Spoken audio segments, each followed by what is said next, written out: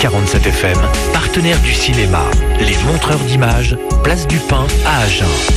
Et oui, tout de suite, comme chaque semaine, votre rendez-vous ciné, nous allons retrouver Mathieu Léonard, membre de la commission jeune du cinéma d'art et d'essai, les montreurs d'images. Et avec lui, on va s'intéresser au dernier film de Christophe Honoré, ainsi qu'à un documentaire de Raymond Depardon intitulé Les Habitants. On fait le point tout de suite. Salut Mathieu et salut Dipapé. Salut François, salut Dipapé et bonjour à tous. Cette semaine, on commence avec le dernier film de Christophe Honoré, j'ai nommé Les Malheurs de Sophie, adaptation fougueuse du conte initiatique de la comtesse de Ségur, écrit en 1858. Si tu veux, Dipapé, on peut rappeler l'histoire. Oui, en quelques mots, pourquoi pas, c'est l'histoire de Sophie à 5 ans, c'est ça ? Oui, qui vit dans un château et n'aime rien tant que les bêtises avec son cousin Paul. Lorsque ses parents décident de rejoindre l'Amérique, Sophie est enchantée, mais un an plus tard, ceux-ci décède et elle revient en France avec son horrible belle-mère, Madame Ficini. Sophie va pouvoir compter sur l'aide de ses deux amies, les petites filles modèles, et de leur mère, Madame de Fleurville, pour se sauver des griffes de cette femme. Allez, on écoute tout de suite un extrait de la bande-annonce. Ma poupée va manger des poissons bien salés. Demandez Sophie! Dites-moi que vous n'avez pas touché aux poissons.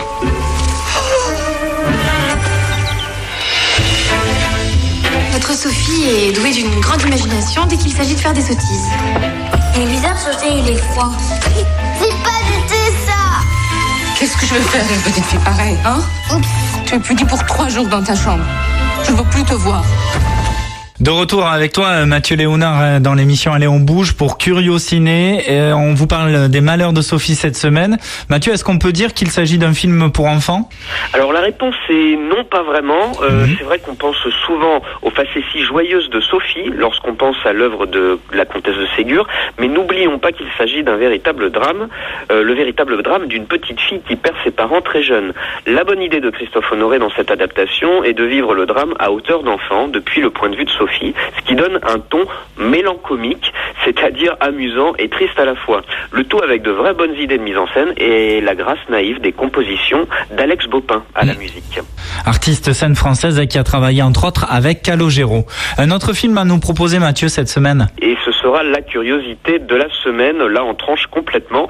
Ça s'appelle Les Habitants et c'est le dernier documentaire de Raymond Depardon, un film conceptuel qui parcourt la France en caravane. Et d'ailleurs, vous pouvez voir un extrait sur nos réseaux sociaux, #47FM, Facebook, Twitter et également sur le site lesmontreursd'images.com. Dis-nous un peu, Mathieu, ça paraît assez étrange quand même de filmer des gens, des Français, en caravane et en parcourant le pays. Oui, et ça l'est, pour les spectateurs qui ne connaîtraient pas l'œuvre de Raymond Depardon. Le principe consiste ici à choisir 2 personnes au hasard dans la rue et à les inviter à poursuivre leur conversation dans une caravane et devant une caméra, dispositif éminemment depardonien, donnant lieu à une série de plans séquences fixes où apparaissent les 2 interlocuteurs de profil et la vitre arrière de la caravane, un cadre dans le cadre laissant apparaître la vie qui suit son cours. Voilà pour la forme et c'est plutôt minimaliste. Et pour le fond, est-ce qu'on risque pas de s'ennuyer un peu ? Alors le film s'adresse évidemment aux gens qui ne vont pas voir que des fictions, c'est conceptuel, mais le naturel des personnes à l'écran est plutôt désarmant, leur conversation passionnante, et c'est ce qui fait oublier l'artifice du dispositif. Les Habitants est un film surprenant et plus drôle qu'il n'y paraît sur la France qui travaille, qui chôme, qui galère, qui se débat dans ses problèmes quotidiens, qu'ils soient d'ordre affectif, familial ou professionnel. À l'heure où tout le monde parle du peuple, Raymond Depardon l'écoute et l'observe en s'effaçant complètement. Il recueille ses paroles et ses pensées pour en faire un beau sujet de cinéma. Voilà, moi je recommande. C'est noté, Mathieu, merci pour ce rendez-vous ciné du mardi.